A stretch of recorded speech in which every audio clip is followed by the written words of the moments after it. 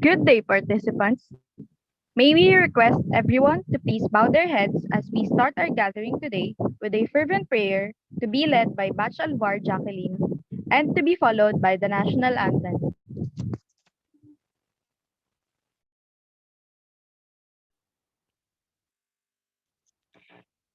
Let's bow our heads and close our eyes and feel the presence of the Lord. Heavenly Father, we thank you for this day. As we gather here today, we thank you for the love and gifts you always give us. We celebrate your goodness, O Lord, for providing us what we need and letting us live with your wonderful creations. We ask for your guidance to inspire us and lead us in this time together. Give us the desire to find ways to excel in our work. Help us to work together and encourage each other to excellence. We ask that we would challenge each other to reach higher and further to be the best we can be. We ask this in the name of the Lord Jesus Christ. Amen.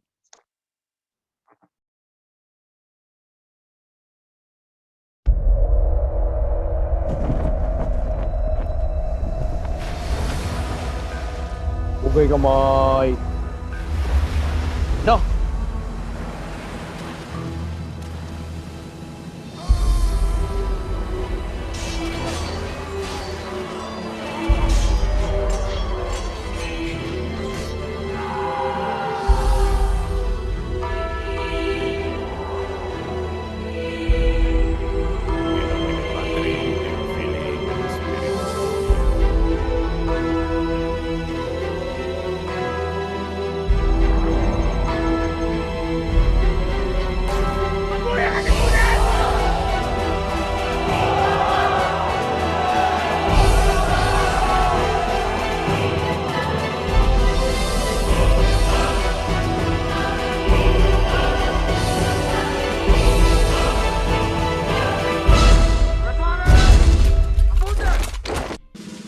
Mga kababayan, ang pambansang awit ng Pilipinas.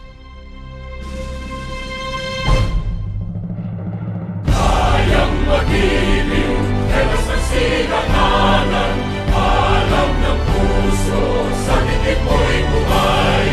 Lupang hinirang, kuya ka ng magiting, sa manlulupin, di ka pasisigil, sa nagagang tutok sa simoy at sa langit mong pagaw, ay hinatang tudla, awit sa pagkayang minamahal, ang isang ng matawad mo'y tagumpay na nagtitindig, ang bituin at araw niya kailan pa may di magtitindig. Luman ang araw ng walhaging pagsinta, buhay langit sa piling mo. Ang inigaya na pagkay mga api, at mamatay ng dahil sa'yo.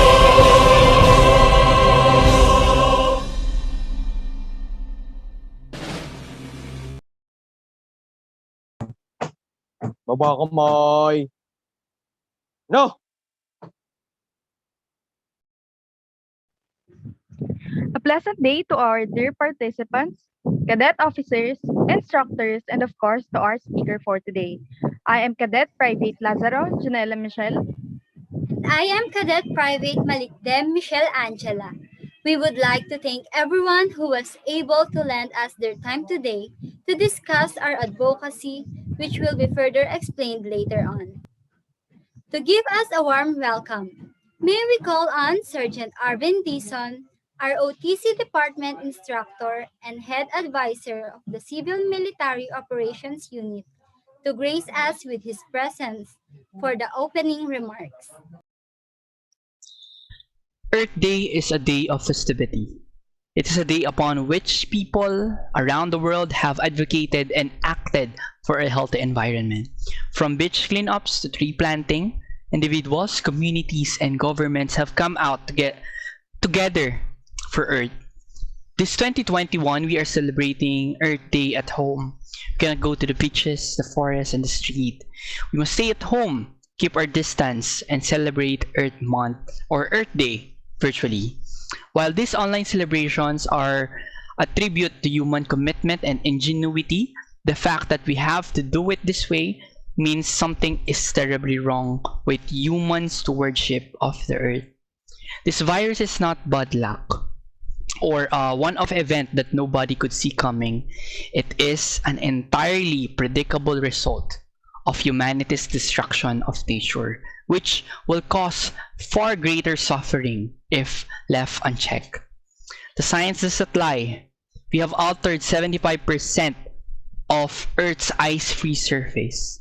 Since 1990, 420 million hectares of forest have gone. 1 million species face extinction. COVID-19, which was communicated from animals to humans, is a direct warning that nature can take no more. We are facing it in large part because humanity's expansion to wild spaces and exploitation of species brings people into closer contact with wildlife. COVID-19 may be one of the worst, but it's not the first. As ecosystem and biodiversity falls to cities, agriculture, infrastructure, climate change, and pollution, nature's ability to provide food, oxygen, clean water, and climate regulation plunges. This directly impacts human health and wealth. And while greenhouse gas emissions dip because of lockdowns, we should not celebrate. We have only turned down the top slightly. So, lockdowns are not actually silver lining for the environment. They are, however, indicators that nature can still flourish if we give it a chance. During the lockdowns, we saw air pollution clear and nature coming out of hiding. But we need to make this happen in a way that lasts. This is why we say that it's time for nature. Today, as we celebrate Earth Day, we call on everyone to work together to protect the nature that supports us all. The stronger our planet's life support systems are, the better health and wealth we will be. And we can do our part, our roles, and we have our esteemed speakers today to help us achieve our objectives through, of course, the effort of the youth, our CMOU and cadet officers, with the guidance, of course, of the administrators and instructors of PLM Raha ROTC unit. We welcome you to this program. Thank you very much.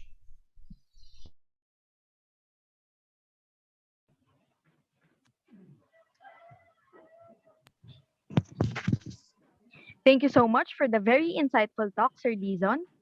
The Civil Military Operations Unit would also like to extend our sincerest thanks to Sir Arvin for guiding us through the process of executing our project. Again, welcome everyone to the first part of the PLM ROTC CMOU Elements webinar series, the Environmental Project. We know it is quite a cliche to talk about the environmental concerns and actions, but we hope that you are still willing to listen and take part in supporting and conserving our nature.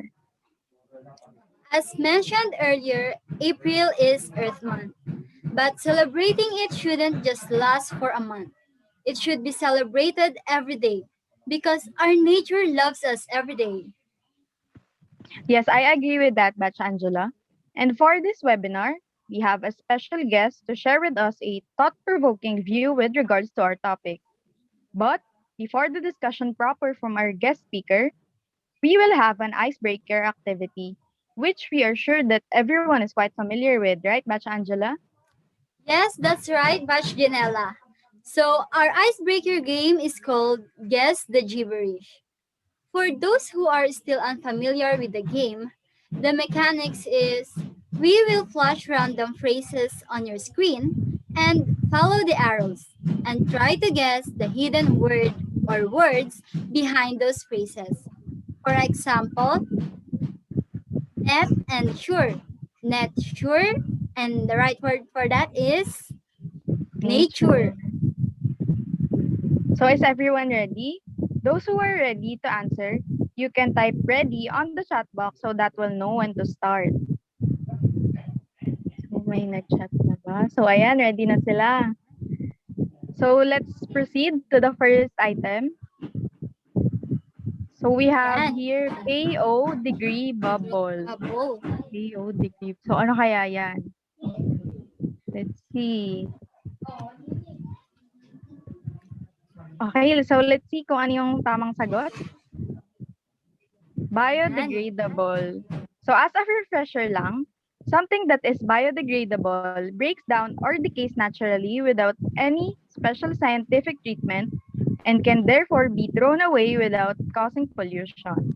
Ayun. So for our next item, let's see. Clean it age. Limit age. Clean Ano it kaya age. yan?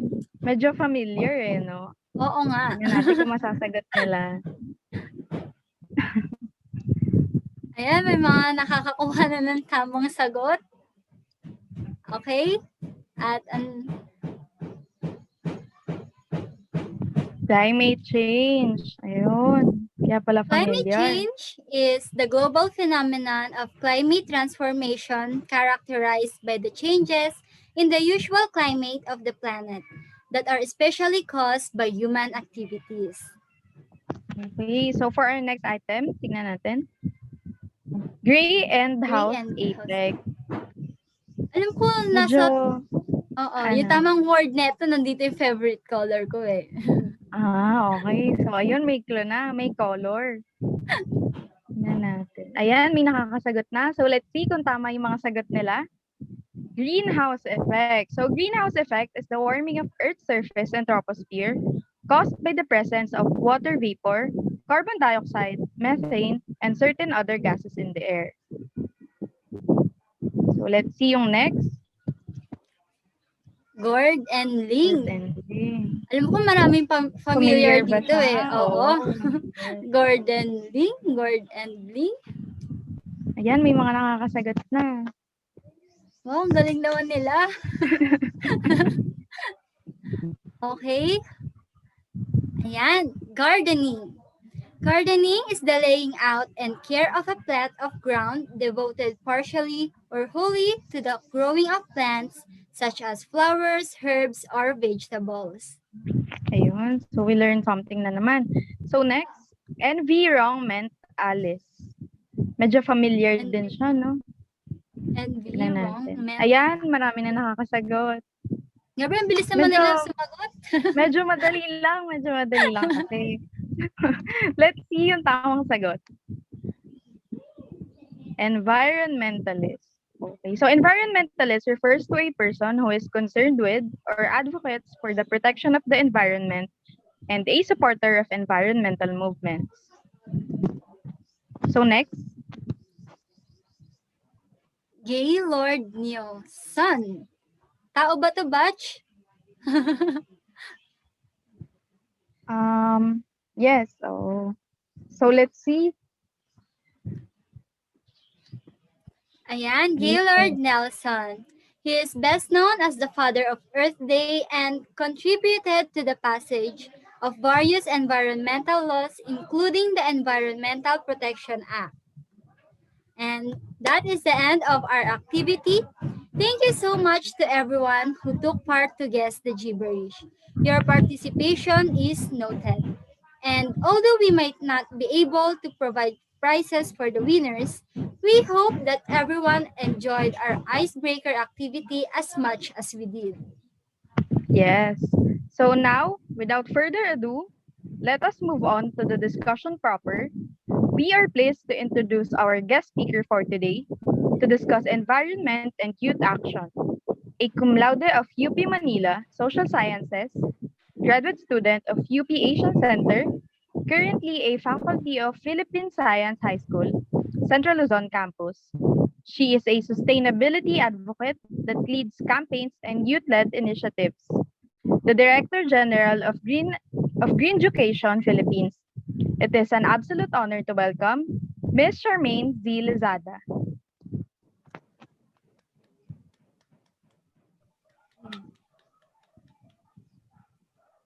Good morning po, Ms. Charmaine. Good morning, everyone. Thank you for the introduction, Angela and Janela. Maraming salamat din to Cadet Michelle and Sir Arvin, of course, for the invitation. And good and Thank green you, ma'am. morning to everyone. Okay, let me just share my screen. Actually, I'm gonna use the advanced setting of Zoom. So, sana tama naman, no? For a moment. Ayan. Okay. May I get a confirmation? If you can see my screen, kindly type on the chat. Ano yung Yes, breakfast niyo ma'am. this We can morning? see po. Ayan, before we start, sige. Ano ang kinain nyo this morning? Yan. Masyadong maaga, no? Ako kasi I'm not really a morning person. Okay. Nag-breakfast na ba kayo? Ayan, sige. I can see the chat. All right. Ayan, good morning to everyone. Ayan, anong breakfast niyo this morning? O, di pa kayo kumain? Bawal sa formation ng walang kinain, no?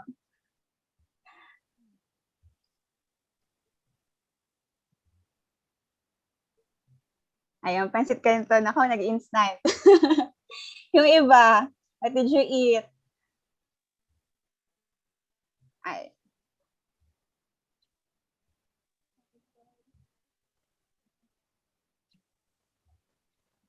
Wala pa. Kape, ganon. Okay. Pandesal with coffee. All right. Thank you very much for some sharing. Okay. So, I'm Sha. Thank you for the introduction. Kanina napakilala na rin ako, no? Okay. So, let's start with the conversation. So, I'm from Greenducation Philippines. Ako ay isa sa mga Greenducators. Ay kasalukuyan ako yung pangkalahitang ay tagapag-ugnay. So, I'm the Director General. Although, I adopted this so-called Green Wanderer. Ayan, yan yung aking tag sa Greenducation Philippines. So, at present, ako ay estudyante din, graduate student.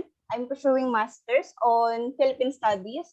So, specializing on development. So, I really like about sustainable development and how to advance it concretely. Tapos, ayun din, ako rin ay guro. So, I do remote teaching din, di ba? Kasi yung ating klase ngayon because of the pandemic. Tapos, of course, no, advocacy, part and parcel of my everyday. Alright, so let's start. I have 3 main objectives for this discussion. So, bear with me for the next 30 to an hour of discussion. So, for this session, I have 3 main objectives. Of course, one is to introduce. Ayan, I'm gonna introduce what is Greenducation Philippines, yung aking network, no? Aside from that, I hope to inform, of course, everyone all about environment in general. Tapos, I'll focus on the main, no, yung ating highlight ng ating generation, the main environmental issue that confronts our present generation. Actually, no, it's for the future. Ayan. So, I'm informing the youth about the environmental advocacy. And lastly, hopefully, at the end of this presentation, I will be able to inspire, ayan, mga kapwa, mga fellow youth to pursue environmental advocacy and to have, no, yung ating pockets of sustainability. So, these are the 3 things that I hope to impart in this session. All right, so let's get started. And actually, let's get greenducated. All right, so I divided this topic into 3 based on those objectives. So let's have the first one. So let's get greenducated, ayan, for the youth and for our environment with a focus on the green and the ed, ayan, yung greenducation. Okay, so Greenducation Philippines, basically we are a platform and a movement empowering the youth through environmental education and green networking. So our action, our core strategy is this one. It's a 3-pronged strategy. Awareness, action, and collaboration to educate the nation through greener action. So yung aming tagline, educating through greener action. So may pagtuon doon sa konkretong action. A little background about us. So basically, we work hand in hand with the main agency in the Philippines, so DENR, pertaining to the conservation, management, development, and proper use of the country's environment and natural resources. So we started in 2018 as the youth arm, primarily of the Bureau, Environmental Management Bureau. Tapos, nakaangkla kami doon sa mga strategies, local or national and global. So first of all, it's about National Environmental Awareness and Education Act of 2008. Ayan, alam nyo ba kung ano ang Republic Act? Ayan, about Environmental Awareness and Education Act. Narinig nyo na ba ito? So isa ito sa mga mandates ng DENR, specifically ng EMB. So kami as Greenducators, we supplement this specific Republic Act. Anyone? Would you know what RA? Or anong batas kaya? Ayan. So we have National Environmental Awareness and Education Act since 2008. So it's more than a decade already. 2018, when Greenducation started, so we already had the decade of action on this act. Ayan. Would you know? Sige, just type on the chat box na lang.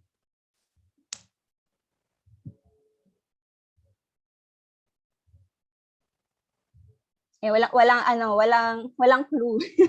Okay, so anyway, we have this specific, ayan, so tama si Private Manalo, yes. So it's RA 9512 about Environmental Awareness and Education Act of 2008. So bukod pa doon, may ilan pa tayong mga environmental laws. Actually, maraming environmental laws in the Philippines. So usually when we do the talk, so nakaangkla doon, no, kaisa ng ating pambansang pamahalaan to pursue ito. At nakikita namin natin with Greenducation Philippines, we advance yung youth perspective, yung youth action in every discussion. Alright, so aside from that, so bukod dun sa ating environmental laws, nakaangkla din, we anchored on the so-called ASEAN Environmental Education Action Plan for Sustainable Development. So this one is Philippines, and yung ating mga kapitbahay na mga bansa in Southeast Asia. Alright. So my slide's not moving.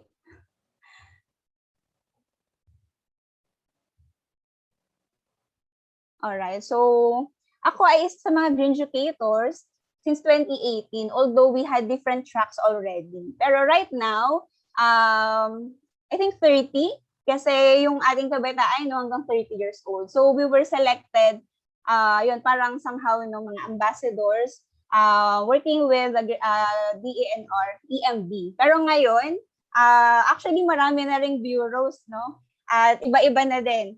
Actually, this Earth Month, last week lang, every Saturday actually, since March, ayan. So kasama naman kami ng DENR sa Western Visayas. So we conduct environmental training sa mga ENR, Environmental and Natural Resources Ambassadors ng Western Visayas. So ganun, we work collaboratively and iba-ibang mga specific na aspects of the environment. So we started 2018, then 2019 nagpapatuloy, and naging friends ko na rin itong mga ito, So at the moment, we're still in that process, and ideally, so we are actually aiming to strengthen the vital role of the youth in nation building and in promoting environmental awareness. So this is Ma'am Ellen, yung director currently ng Climate Change Service. So, siya ang tinuturing na ina rin ng Greenducation Philippines. Ayan, si Ma'am, lagi niya rin akong sinasama or usually nag-i-invite, even at present, sa mga iba't ibang talks, specifically on youth in climate action. Okay, so that's more about us, but with the tagline, Educating Through Greener Action, we raise awareness, we do collaboration, but the highlight, of course, yun naman din yung kabuluhan at kahalagahan ng education, it's edu-action. Diba? So hopefully after this presentation, at least we know how to partake and we know how to give a side of us for our environment. So what I'd like to highlight, awareness, action, and collaboration is our strategy. So when we talk about awareness, it's about instilling the relevance of sustainability sa Filipino youth. So because we are youth-led and youth-focused, so iba't ibang paraan. So on engagement, capacity building, trainings, etc. Action, we inspire the youth and of course the general public. So kahit yung mga young ones, ayan, towards active involvement in environmental stewardship on individual, community, institutional, and national levels. So this is my photo. It's one of my favorite go-to mountain.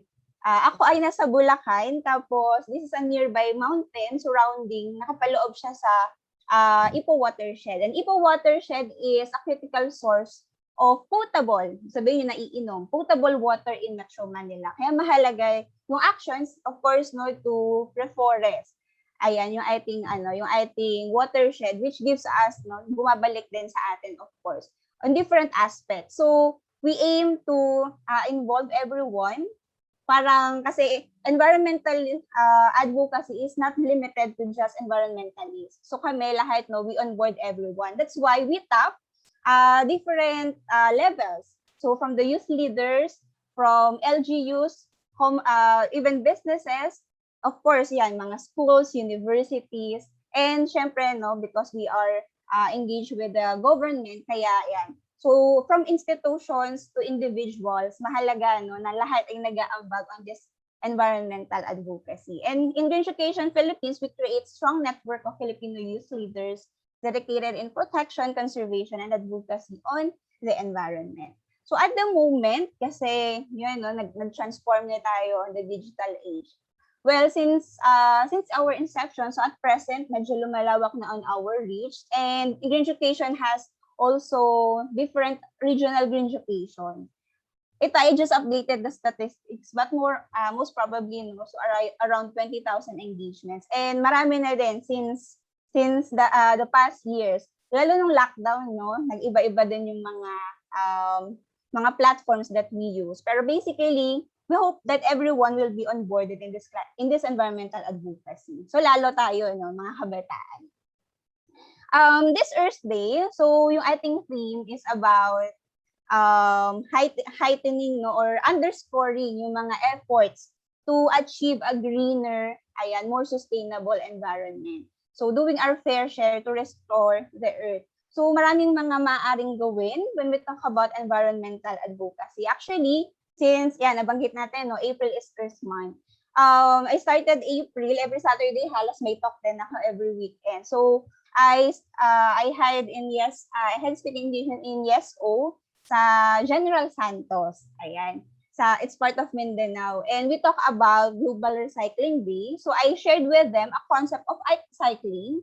Ito ay previous, no, na ganap ng Greenducation Philippines. Of course, we miss yung usual, no, but we had to transform on the new normal. So ito, upcycling, medyo iba siya ng kaunti, no. It's a level up doon sa recycling. So before, we conduct, of course, workshops pertaining to upcycling. So actually, marami ring at-home projects na pwede niyong gamitin. You can search more about upcycling. So hindi lamang siya about recycling, no? It's about inducing our creativity bilang kabataan.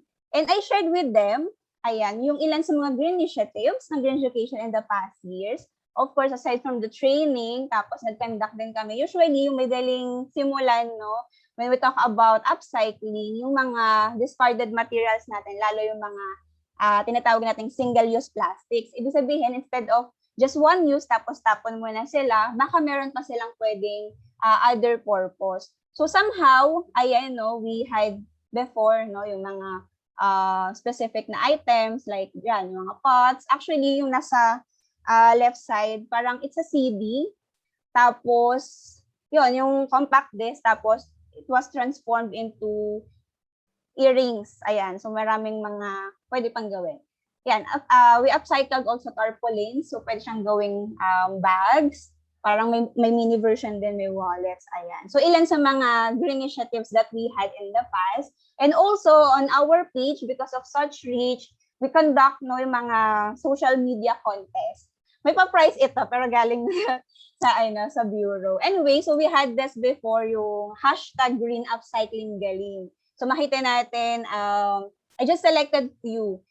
Yung nasa left side, so it's an upcycled na dish rack. Tapos yung nasa gitna, it's actually from a torn shorts. Ayan, yung pocket ng shorts, ginawa niyang pencil holder, tapos nilagyan niya ng old na photo frame. So I guess nasira or nabasag din yung sa gitna, yung salamin. So at least, no, pwede pa siyang gamitin ulit. Tapos medyo bongga yung nasa right. So it's, sabi nga, it's trash formation. So mga sachets actually, yun, kung nagkape kayo, yun, ako I drink Energen. So it's a favorite cereal drink, although it's packaged, no, in yun, single-use plastic. Pero like that one, medyo ano lang siya, plastic sachets ng shampoo, so ginawa siyang such trash formation, no, naging dami. Tapos I believe this was also used in one of the environmental celebrations. So bilang kabataan, maraming maaaring gawin at yung mga basura, maaari din natin siyang bawasan bit by bit. Ngayon, medyo challenging because we can't have our usual na discussion in mga environmental events, although we can start at our homes. So ako, I have this so-called quarantine wins. So last year, simula nung nag-start yung community lockdown, so dami na rin naging invite for this talk. So sinasabi nila, ano bang ang mga pwedeng gawin? Actually, you can start at your own home. And ako din, so I usually had the talk on zero waste. So sa akin naman, when we talk about waste, dapat magsimula tayo from what we have. Kung ano yung ating standpoint. So kami, for example, this was lockdown last year. My family had this eco-bricking activity. Eco-bricks. Ayan, familiar ba with eco-bricks? The idea is, for the single-use plastic, you have to shred it, put it into pieces. Tapos, for example, ayan, merong yun din, single-use din na PET bottle. So usually mga 1.5 liter na soft drinks. Tapos you have to fill all your trash doon. So makikita mo, no, if you have this mindful exercise, I always believe that eco-bricks is a mindful exercise. It's not really a long-term solution, but it's a mindful exercise for us to know yung dami ng waste that we generate. So it's since 2018, I guess. So family of 5. Tapos, ayan, medyo marami na ring trash, no? Tapos, nung nag-lockdown, actually, marami na rin finish sa aking parents anong gagawin namin sa eco-break. So, finally, we were able to mount, ayan. So, I just shared to everyone. SKL. Ayan, share ko lang. So, ayan, we made a grotto. So, yung it's an upcycled pot. That is siyang towel. Tapos, you just put cement para towel siya. So, yung towel that we used before, tapos ayan. So, tapos, we turned it into pot. Actually, this upcycled projects, nakuha lang din namin siya online. So, maraming ideas na you can actually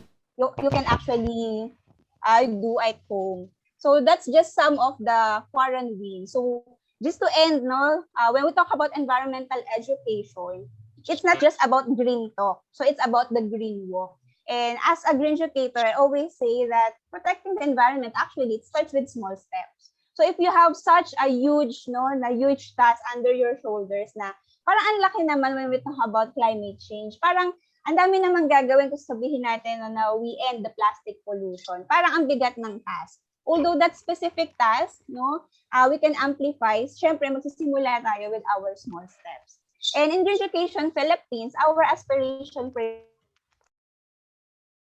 primarily is the promotion of what we call Generation Zero. Ayan. So it's a strategy as well, although we are anchored on zero waste, zero excuses, zero emissions, and hopefully zero time to waste. Specifically, when we talk about the crisis that we are battling right now, so dalawa siya, it's not just the climate crisis, but also the public health crisis. So sana, hindi tayo nag-aaksaya ng oras. So that's what we do usually with Greenducation Philippines. Of course, educating through greener action. And what I want to say to everyone is this is an open invitation that really, maraming problems when we talk about the environment. Although on one simple action, if we can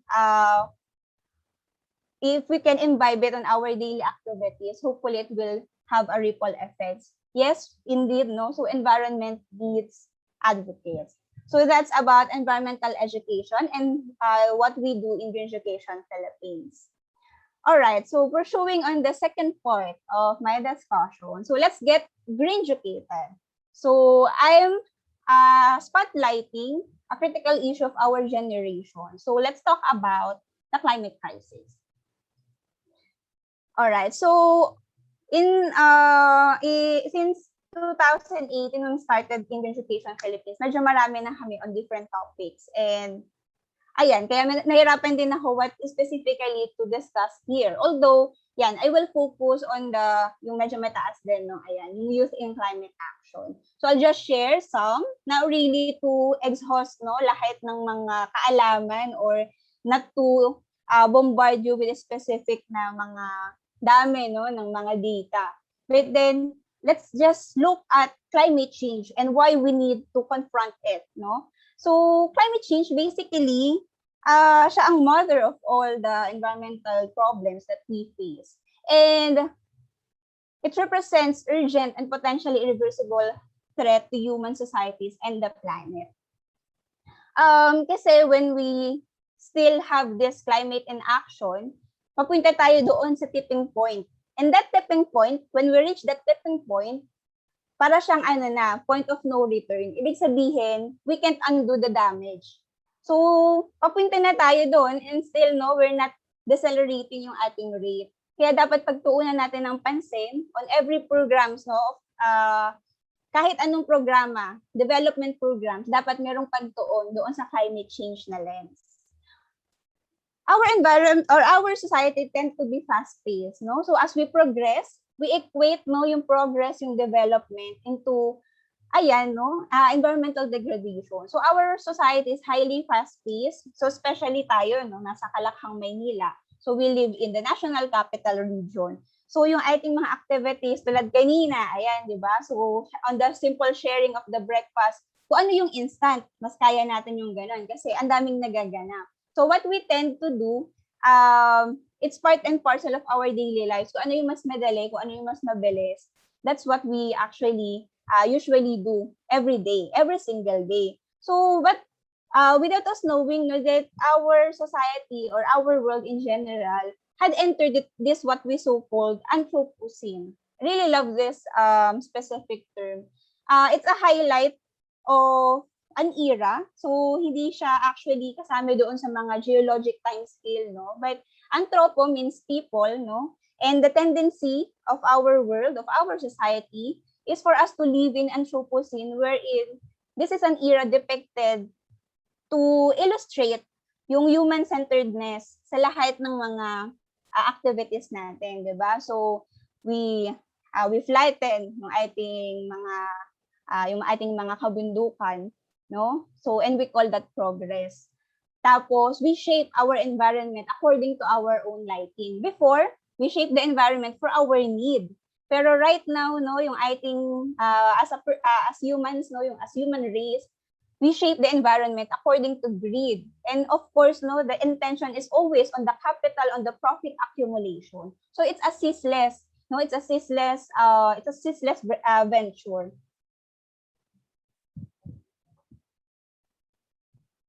Another concept that I want to impart is this so-called Earth Overshoot Day. It's from a website on Global Footprint Network. Earth Overshoot Day marks the date when humanity's demand for the ecological resources and services in a given year exceeds what Earth can generate in that year. So meaning to say, for example, no, at present, yung ating present rate, we are consuming 1.6 Earth already.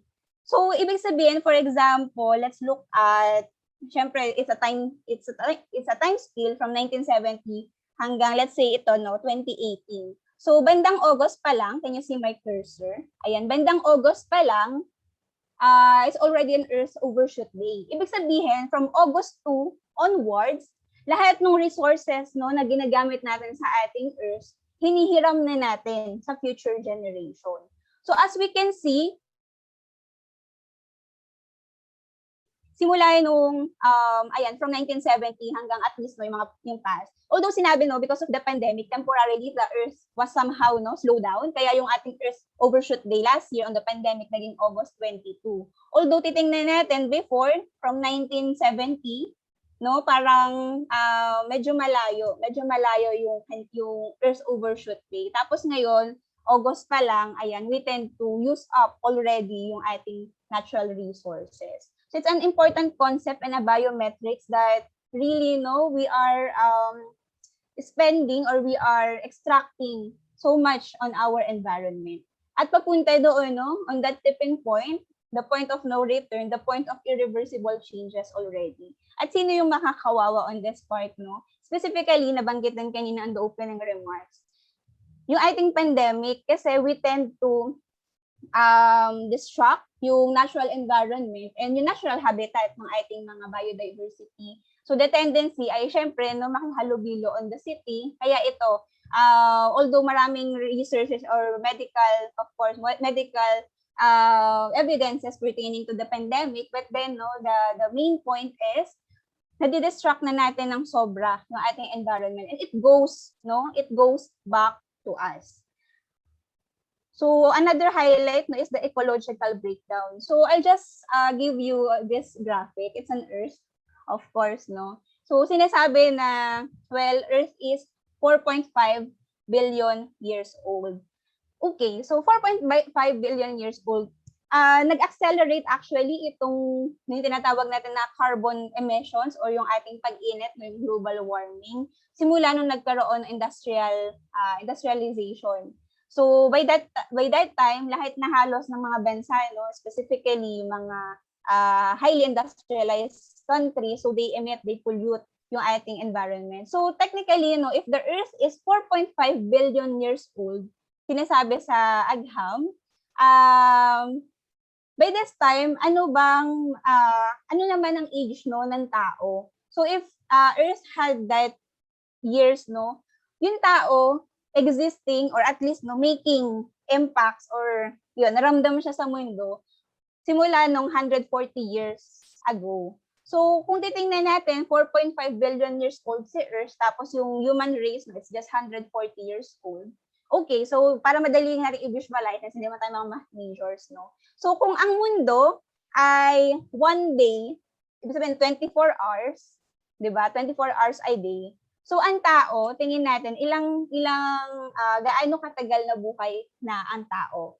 Okay, sorry. Medyo magulo yung aking statement. Anyway, so if we compare it with yung ating time span, no. So kung ang Earth ay 24 years old, ay 24 hours, no, it's in a day. So yung Earth ay yung tao, it just live no just 3 seconds. So sa 3 seconds that Earth that people started to make an impact in our environment, in our Earth, of course, no? So in 3 seconds, what did the human race did? So sa 3 segundo lang, ano yung makikita natin na impact ng mga tao sa mundo? Ayan. So for example, no, in just 3 seconds, no, the people had polluted yung ating marine resources. Specifically with this so-called no progress of the fast-paced society. Our marine biodiversity or our marine resources is heavily polluted by the so-called single-use plastic. So in just 3 seconds, people had this deforestation rate. So yung dami ng mga pinuputol natin ng mga puno, no, yung nagiging impact natin sa ating environment. All for the sake of progress, all for the sake of profit accumulation. And in just 3 seconds, of course, no, we release such huge, immense amount of carbon emission that makes our Earth, no, yung ating present na nararamdaman, what we call the global warming. Okay, so maraming statistics, maraming data supporting this. Although scientists, no, they 99% of the scientists affirm that climate change is actually anthropogenic, is human induced, no? So mayroong mga anthropogenic causes ang ating climate change. And in just 3 seconds, ito yung naging impacts ng tao to our 4.5 billion years old na Earth. So pag-uusapin natin ng mother of all the environmental issues, which is climate change. So what we can see at present, what the generation can witness, no? Yung mga kasalukuyang nagaganap, ayan, unusual weather patterns are being experienced in all corners of the world. And basically, things that normally happen in geologic timescale are happening during the span of a human lifetime. So there are, of course, no, may mga nagsasabi na climate change is not real. So the tendency of Earth is actually to change its climate on specific time scale. Although what happens right now is climate tends to change within human lifetime. So, ibig sabihin, pag pinag-usapan kasi yung geological time scale, usually it happens like 100,000 of years, di ba? So, sabi natin 10,000 years.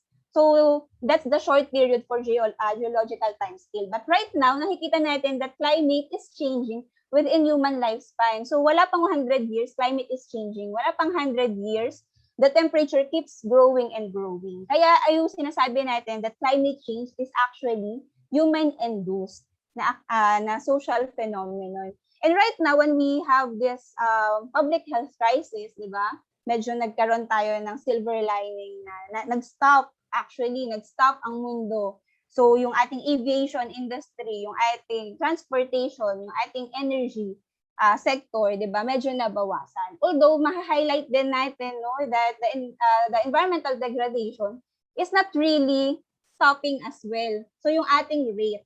And specifically, the curve that we're not flattening. Although the Philippines is at the present, no, we're experiencing the second wave, no, yung mga surge. Although, hindi ko na rin sure, no, kung pang ilang wave na ito actually because even our data cannot be substantial enough. Although, ayan, no, hindi lamang yung public health crisis or yung pandemic.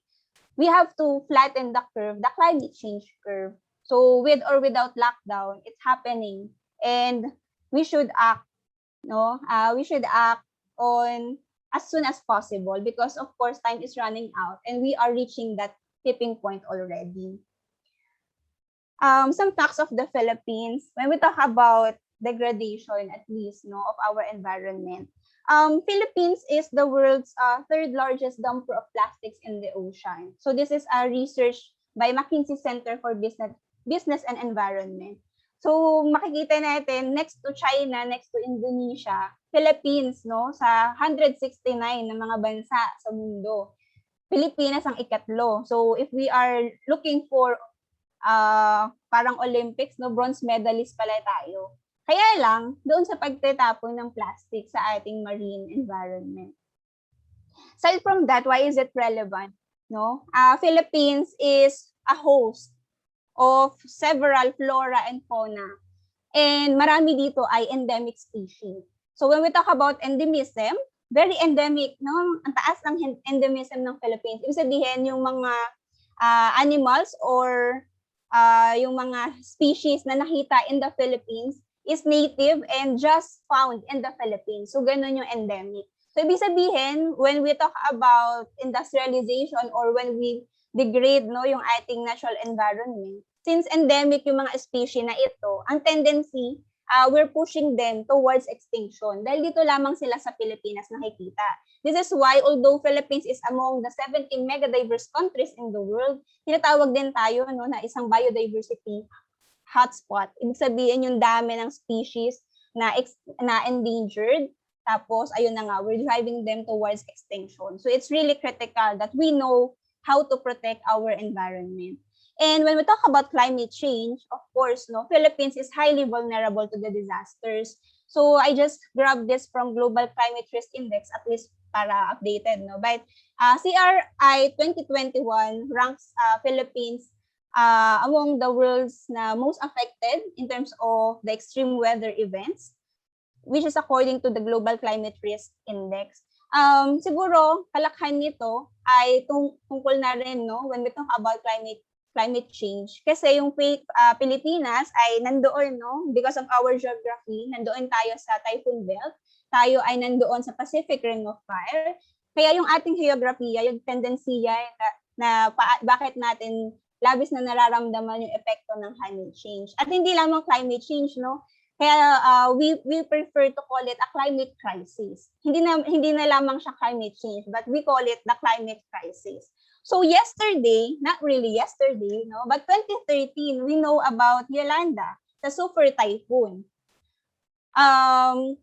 Usually, hindi naman ganun kalalaki at ganun kalalakas yung ating mga bagyo, pero because of the extreme weather patterns, nakikita na natin, specifically, just this April, no, we have super typhoon BC. So, makikita natin dapat, di ba, panahon ng tag-init, tapos meron kang super typhoon. So, ano nang nagaganap talaga? And tayo, bilang nandoon sa risk, no, nandoon sa ating geography, ang Philippines actually, we just emit mga less than 1% of the global emission. Pero for a country contributing sobrang kaunti lamang on the environmental degradation, pero yung impacts masyado nating nararanasan. Kaya we are actually calling not just for action on climate change, but to call it climate crisis, to start to proclaim that this is a climate emergency. And of course, as a nation, yung political dynamics, we also have to pursue yung tinatawag na climate justice. Okay, so kaya makita natin across, hindi lamang sa Philippines, pero malakas din ang tinig ng kabataan Pilipino. Pero all over the globe, pinapanawagan na climate action. At dapat talagang makikita natin, usually when we talk about climate action, dapat makikita natin yung sektor ng kabataan na nakikiisa o kasama doon sa diskusyon. Kasi essentially, the future is ours. Diba? Sinasabi na tayo daw ang pag-asa. Although that pag-asa means it connotes the future. Somehow, we can negate it that, no, we're not just the future, we're not just the passive recipients of future. We are actually actively shaping that specific future. Kaya ngayon, makikita natin sa hanay ng mga nag-advocate for climate action, nandoon may lakas yung sektor ng kabataan. And hopefully, you also join the climate movement. And when we talk about climate action, marami siyang paraan. It's not just about shouting doon sa streets, specifically ngayon, pandemic na. What I'd like to say is, as we go on and as we continue to struggle here on the public health crisis, sinasabi na we have to adapt to what the so-called normal, new normal. Although as advocates, we say that we should pursue a better normal. So normal, we shouldn't go back to normal just as is, because normal is in itself is problematic. So somehow as kabataan, we have to be imaginative, we have to be creative in co-creating that future. And we should pursue, it's a better normal. Hindi lamang new normal, but a better normal. All right. Just to cap this specific na discussion. So on the last part, I hope to impart this so-called the youth-led climate action and focus on CA, on climate action, and focus on youth-led. Okay. So may pa-activity pa ako sana, pero mukhang kulang na on my time. Ayan. So before, pre-pandemic times, sabi ko nga, since I'm the green wanderer sa Greenducation Philippines, I actually do solo trips and DIY. Usually, I travel. And before, parang almost every weekend, ayan, meron akong ganap, meron akong akyat. Although I always have this so-called Sustainability Saturday. So it's for me, it's a physical exercise. In the same manner, it sustained me my well-being. So ngayon, pandemic, actually, yung aking Sustainability Saturday, usually allotted siya for several talks, almost always pertaining to the environmental advocacy. So that was me before. So I also adapt this switch off Sunday. Although ngayon kasi dapat lahat online na, lahat ng ganap. Kaya hindi na ako actually makapag-switch off Sunday. Anyway, yung photo ko before, so I mentioned that on free Saturdays or on free weekends, ayan, umakyat kami sa Bundok Balagbag. Tapos yun, merong ina-adopt doon na reforestation site. Of course, to supplement yung efforts on the reforestation movement within doon sa kalakhay ng Ipo watershed. Ayan, meron akong about carbon footprint. Sige. Let's just talk about trees, okay, yung mga puno, greening. May I have one volunteer na lang. Ayan, who can join this activity. Ayan. May raise hand button yata on Zoom. Okay, sige, kahit ano na lang. If you want to unmute, tapos you can join me on this carbon calculator. Tingnan lang natin yung iyong carbon footprint. Ayan, meron bang volunteer? Isa na lang, And I'll share na lang sa chat box yung link mamaya. Sige, meron bang volunteer? Anyone? Ayan, may naka-raise hand pala. Private Ancheta, is this name ba to or surname? Sige, kindly unmute. Private. Sige. So, how do I address you? Sige, private Ancheta na lang. Okay, sige. I'll share this screen. Ayan. So, this is a household carbon footprint calculator. Alright. So, kahit nasa bahay tayo, no, we tend to, meron tayong carbon emission. So, let's just have this footprint calculator. Okay, this is just an average, no, of your monthly footprints in 3 key areas. So, energy consumption, transportation, and waste. So, pwedeng pre-pandemic din. So, at least estimate. Sige. Thank you for joining. So, ayan. Just answer some of the question. Like this one. So, do you own a television set? Yes po. Yes. Ilan daw? Isa lang po. Yes. Isa lang talaga, ha? So, do you unplug your TV after using it? Yes po. Yes. All right. Do you have a desktop? No po. No. Ayan. So, I'll just read through. So, consumption emits carbon dioxide, which is, of course, no, isa sa mga major greenhouse gases. So, ito ay a harmful substance, although naturally occurring, this carbon dioxide. Pero because of the gadgets that we use, lalo, unplugging is a good way for us to conserve energy. Ayan. Basahin ko lang to, no? When on standby mode but still plugged in, appliances turned into energy vampires. They still consume energy even if not being used. So, masaya, that yung ating private is unplugging his device. All right. So, this one, question 3. So, what do you use and how many do you have? So, just an estimate. Electric fan po. Mga around 6 po. Sa bahay ito, ha? Sige. Apo. Aircon. Wala po. Wala. Okay. So, it's okay to turn on the aircon during summer. Ayan. Pero the use of electric fan on regular basis, ayan. So, mas maganda din actually na kung may aircon kayo, syempre, mas mataas yung kanyang carbon emission. Yung mga nag-i-emit ng energy, pwedeng heat or pwedeng malamig. So, pati yung halimbawa plancha, ayan, malakas din yung kanyang carbon emission. Ito pala nabanggit din. So, yung ref, ayan, sige, let's have a breakdown. Ayan, what appliances do you have in your kitchen? Ref po. 1. Wine. Nakita yung sagot ko na to. Anyway, microwave oven. 1 po. Okay. Electric stove. Wala po. Sige. Toaster. Cooker po. Wala rin po. Rice cooker. 2 po. 2. Water dispenser. 0 po. 0. Okay. Ayan. Kahit ano na lang to, pre-pandemic, no? So, what do you usually take when going to school? Jeep po. And bus. Ay, jeep. Sige, let's look at jeep na lang para short distance. So, ayan. How long does it take for you to reach the destination? So, at least, papunta ng PLM. Siguro po, less than an hour. Less than an hour? Mga 30 minutes ba? Yes po, parang doon. Okay. Ako noon, so I studied undergrad sa UP Manila. Uwian ako, Bulacan to UP Manila. So undergrad, I commute 2 hours. Pero nung graduate ako, sobrang heavy na yung traffic. Mga 3 hours na inaalat ko. Power, diba? Okay.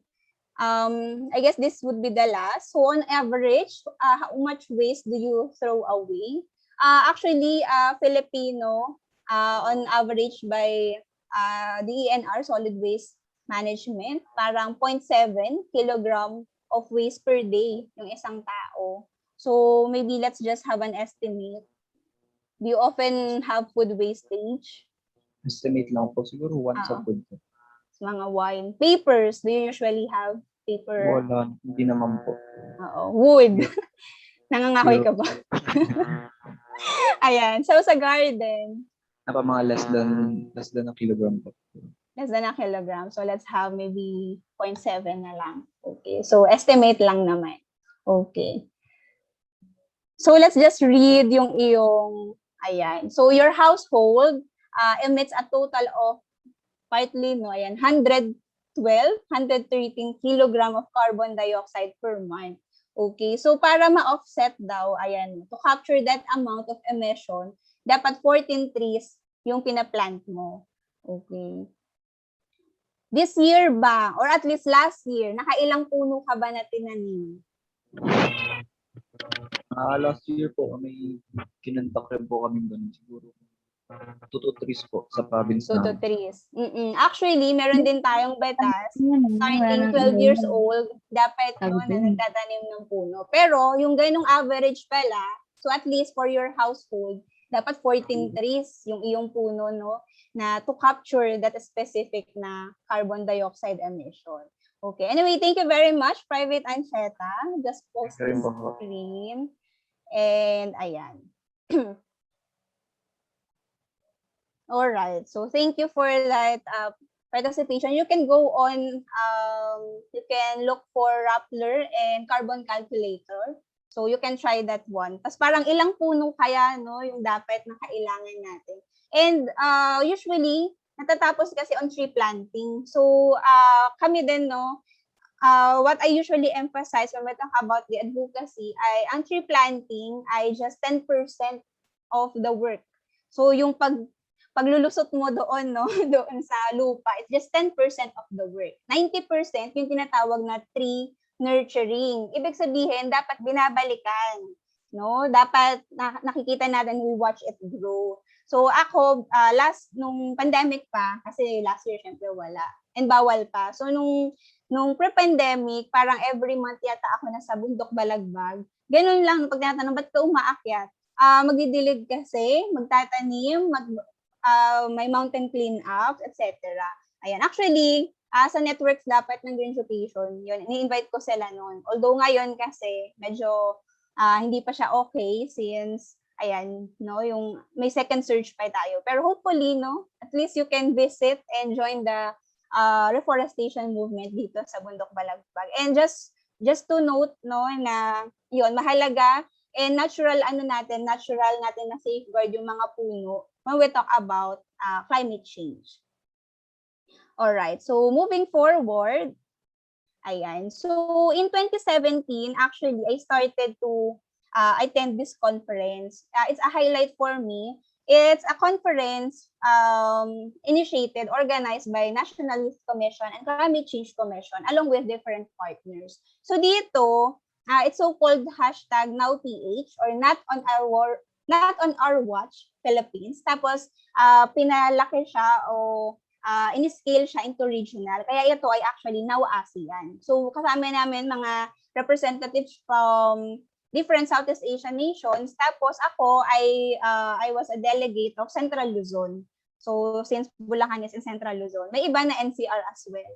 Although ayan, mga kabataan Pilipino, kasama ng iba pang mga kabataan, the event, it aims to create more inspiration and solidarity among Southeast Asian youth and to create a culture to lead a culture of climate and disaster resilience. Tapos dito, actually, isa sa mga highlight or milestone nito is the declaration of November 25 every year as ASEAN Youth in Climate Action and Disaster Resilience Day. So in the Philippines, November 25, or actually November, maraming events ng November, pero November is Environmental Awareness Month. Yung third week is Climate Change Consciousness Week, kapag December. Every November 25 is Youth in Climate Action Day. So ngayon, dito sa komperensyang ito, pinalaganap noong November 25 na ASEAN din, ASEAN Youth in Climate Action and Disaster Resilience Day. 2018, binalita sa amin that it has been forwarded and institutionalized sa ASEAN level. So ito ay mga inisyatibo na youth-led, youth-focused na mga advocacies. At of course, to highlight yung significant role of the youth in addressing climate change and its impact. That was 2017 when I learned about climate action actually. 2018, with Greenducation Philippines, naging kasama rin sa delegates at naging tagapagsalita as well on the first National Conference of Youth. Dito siya sa Pilipinas. COI is a counterpart of what we call COP sa United Nations, yung Conference of Parties. So may mga COI international, mga kabataan din.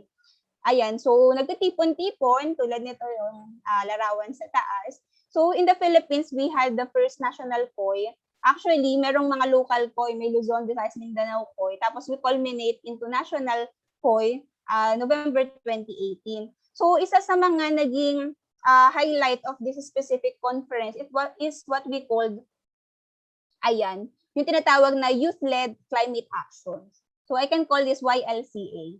So, these are 10 doable climate mitigation and adaptation strategies. So, galing siya sa tinatawag na LEDS, Low Emission Development Strategy. Anyway, pinag-usapan ng mga kabataan, ng mga delegate, hanggang nabuo itong tinatawag na Youth-Led Climate Action doon sa Conference of the Youth. And itong 10 Youth-Led Climate Action ay naging policy input ng Philippine delegate as a statement to the 24th Conference of Parties sa UN Framework Convention on Climate Change. So ito ay gawa, likha or inisyatibo ng mga kabataang Pilipino. So I'll just run through the 10. So at least you identify, So 1 is about consume responsibly. 2, about refuse single-use plastic. 3rd is utilize rainwater. 4th, walk, bike, or carpool. 5, leave no trace when traveling. Usually ito yung aking dinidiscuss as bilang gala, green wanderer. So 6 is practice urban gardening. So I guess this became relevant lalo nung nag-pandemic at dumami, yung naging mga plantita. So ito, what we do is grow a tree. Number 7. So hindi lamang siya plant a tree, but grow a tree. Diba? So dapat yung growth or yung kanyang makikita natin siya na lumalaki at lumalago. 8 is about promotion of renewable energy. Tapos yung 9 and 10 are generic, to further highlight yung environmental energy consciousness and yung kahalagahan na nakakapag-ambag ka, specifically like this mga policy inputs, bilang mga kabataan na you lead, you partake, you actually initiate, yung mga discussions. So 10 youth-led climate action, I will not discuss in full. I'll just brief you through. So 2019, at least, using, of course, Greenducation Philippines as my and our main platform. So we amplify itong 10 youth-led climate actions on our series so-called Get Greenducated. So si Sir Arvin, alam ko, kasali siya dito noong 2019. Although it was 4 Saturdays of November. Tapos, yun, so it's a series featuring those youth-led climate action. Kasama namin, so we also engage, of course, yung aming mga constant na institutional support from NYC, CCC, and of course, DENR. So that was 2019, and 2020, dahil nag-pandemic, Greenducation also started rolling out modules. Actually, nauna pa kami sa DepEd to roll out modules. And I'm just so happy bilang nandun din sa education side, na kasi yung usual, Zoom, asynchronous, ganyan. So anyway, so we started rolling out of modules. Actually, I shared to Sir Arvin as well, yung aming ginawa noong November lang, 2020 as well. So the focus is also about youth and climate action. So I tap mga kabataan from Luzon to Mindanao to co-create mga modules na sana madali to digest, And marami pang modules like about environmental laws, about climate. My previous work kasi is on editing din ng mga textbooks. Kaya yon bilang main director of all these events, hindi naman sa medali, pero ito yung mga lagi kong ginagawa and to be inclusive. Specifically this one, to support greener communities through ecosystem-based adaptation. So EBA is a growing concept as well, na hopefully we impart, So when we talk about 10 youth-led climate actions, hindi na natin siya isa-isahin, pero I'll focus on 3, at least these 3, about consume responsibly, about refusing single-use plastics, and practice urban gardening. Alright, so okay, so YLCA 1 about consume responsibly. And we forward it as well with a zero emission na framework. In a sense, even on our daily life, kasi basta sabi natin pandemic, hindi naman tayo makapag-organize ng big events. Actually, you can revolutionize your plate. 1/3 of all the food produced in the world is wasted. Tapos, when we combine or pag we are not having that mindful consumption, yung ating food waste, pinagsama-sama natin yung nabubulok sa di nabubulok. Food waste actually creates methane, which is a harmful greenhouse gas 25 times stronger than carbon dioxide. So, yung pag-ubos mo lang ng food sa iyong plato, it's a big help to our environment. It's a big help to our climate kasi you lessen no, yung tinatawag na footprint or unknown na carbon footprint dahil sa ating mga kinakain. And sometimes people are yung mga mga extreme pa na environmentalists, they have this so-called diet for climate. So kasi sinasabi na yung mga plant-based na meals ay nagpo-produce ng lesser carbon emission kumpara doon sa ating usual mga lechon, 'di ba? Mga all meat, ganyan. So next time na you go on buffet or you go on some view, ayan, so sana maisip natin no na actually you have this footprint. So hopefully even from your plate, even from your 3 times a day no na meal o baka lumampas pa 3 to 5 times a day. Ayan, so sana we are mindful of our footprint. So that's for YLCA 1. And what you can do, of course, no, bilang kabataan, you can actually consume responsibly. And it's already a climate action. So that's my fellow Greenducator, Misael. All right, so talking about refuse single-use plastic. So on the concept of zero waste, yung plastics kasi, they tend to be 50% of the plastic produced are actually single-use. So they were meant to be used just once, tapos tapon sila agad. Problem arises because plastics do not biodegrade. So they accumulate in landfill and of course, they have or they go on no sa ating marine resources. So I just grabbed this pandemic na article from The Guardian. So they just mentioned no that there will be more mass than jellyfish because yung ating waste lalo because of the pandemic no na highlight lalo yung ating waste problem. Ayan, mas dumami yung ating itinatapon. And talking about more about plastic pollution, actually the Philippines had the first exploration doon sa deepest point in Philippines, which is the Philippine Trench. So yung oceanographer, may Filipino doon sa team. So it's parang it's a heroic kasi it's ocean exploration ay para din sa outer space, no? Parang pupunta din doon to see beyond what usual eyes can see. Kaya lang doon, no, sadly doon sa Philippine Trench, which is the deepest in the Philippines and actually third deepest point in the world, may nakita pa ring plastics.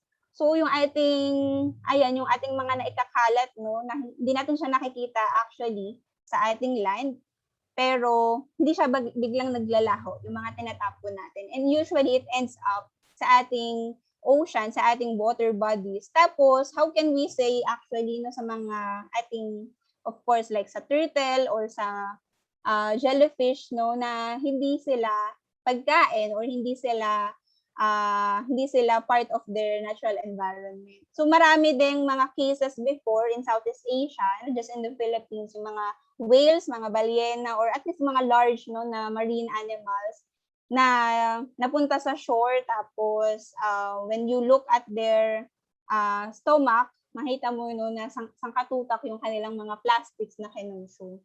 So that's at least no the vivid impact of plastic pollution in our environment. At bilang kabataan, what you can do, no, basically is to refuse single-use plastics.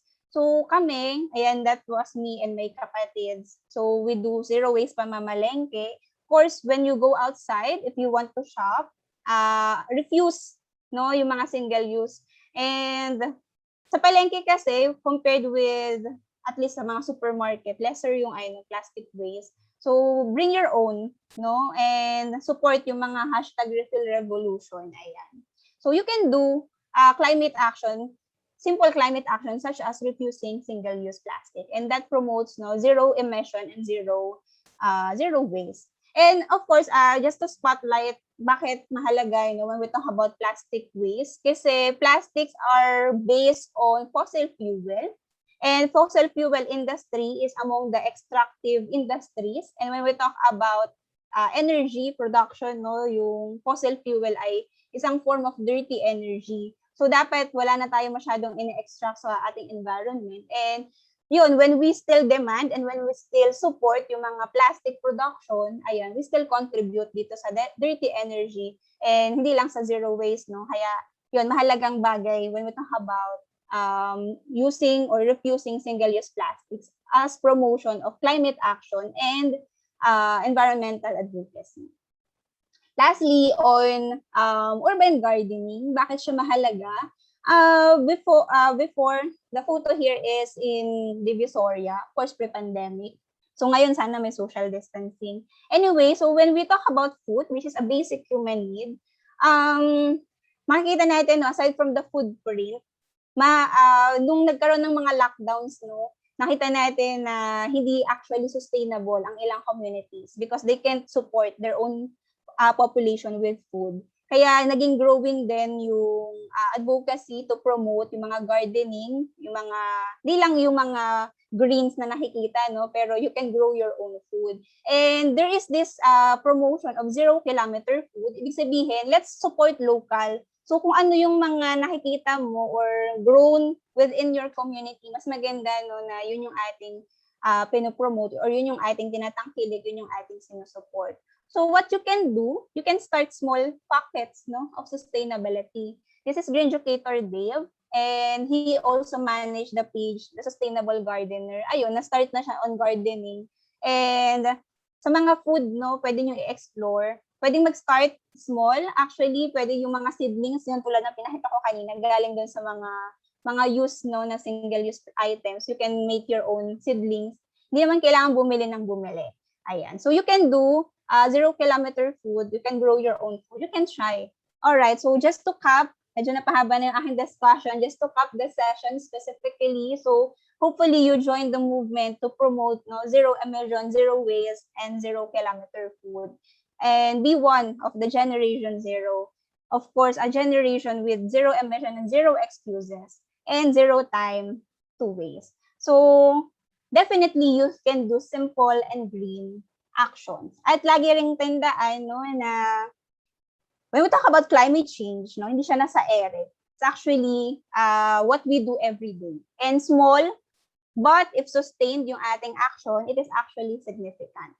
No? So hopefully after this presentation, you are greenducated for a better normal. And talking about climate crisis, no, let's not make it worsen. Not on our watch and never, of course, in our time. And yes, we promote climate action now. So with Greenducation Philippines, we educate through greener actions. Hopefully, you join in promoting Generation Zero and the Green Revolution. Thank you very much. Thank you, Ms. Charmaine, for sharing your heartfelt and valuable thoughts with us, as well as your experiences. It's very inspiring, and I hope that our audience also felt that too. On behalf of everyone here, we are so grateful for having you, Ms. Charmaine. So at this point, we are now open for accepting questions to Ms. Charmaine. You may send it on our chat box below. So if may questions, mag-chat lang and Ms. Charmaine will answer your questions. Batch Junella, baka naman pwede kang mag-share ng kung ano yung... Ayun. So ayun nga, sige, mag-share muna ako. So ang pinaka-tumatak kasi talaga sa akin na about sa talk ni ma'am is yung Philippines as the world's largest dumper of plastics.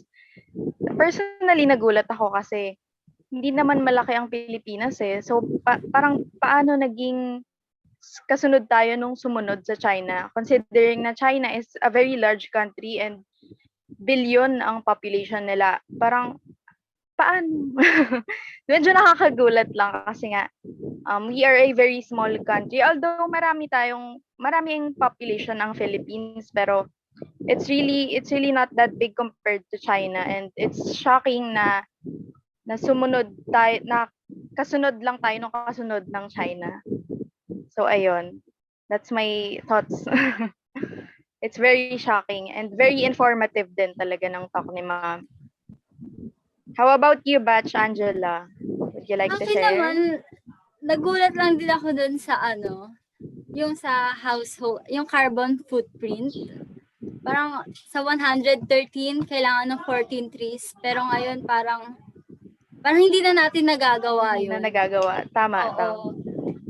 Tsaka para sa akin, hindi yung sa mga kapag kasi pinag-uusapan yung mga dapat gawin para sa environment natin, madalas kasi naririnig na, alam ko na yan, paulit-ulit naman yan, yung ganon. Pero hindi naman talaga natin masasabi na alam natin yung mga dapat gawin hanggat hindi natin ginagawa yun. Nagagawa. Yes. Oo. Sabi nga ni ma'am, walk the talk. Oo. Tama yun. Questions, guys? Ano yun, Batch? Ayan. Alam na rin naman natin kung ano yung problema, tapos alam na rin natin yung mga dapat gawin. Kumbaga kulang na lang tayo sa sa mga tao na willing kumilos. Yes. So we really have to invite more people, 'di ba? Paano po maging part as volunteers ng Green Education? Miss Charmaine? Alright, thank you. So far kasi, yung Greenducators, like me, starting 2018, merong another called 2019, tapos nag-iba na, di ba, yung mundo come 2020. So, ang Greenducation ay, we have a Facebook group right now. Ito ay not exclusive sa Greenducators lang for the posting. So usually, meron doon, marami doon na nagpo-promote ng kanilang mga upcoming activities. Pero yung Greenducation as parang is ambassadorship kasi. So somehow it depends on the bureau. And right now kasi since this is actually a volunteer work, no? So it's not a paid job. And it's part of our parang kasi right now all of us grow actually, like me. So I started a new work, and yung mga Greenducators, I tap them. Usually ako yung nag-lead for us to conduct yung mga specific activities. Although right now parang yun kasi iba gusto nila to be to be a member. So membership is not yet rolling. But what we had actually, so si Sir Arvin nyo, I invited once on our talks. So we have the Greenergizers. Sila yung mga nag-energize, no?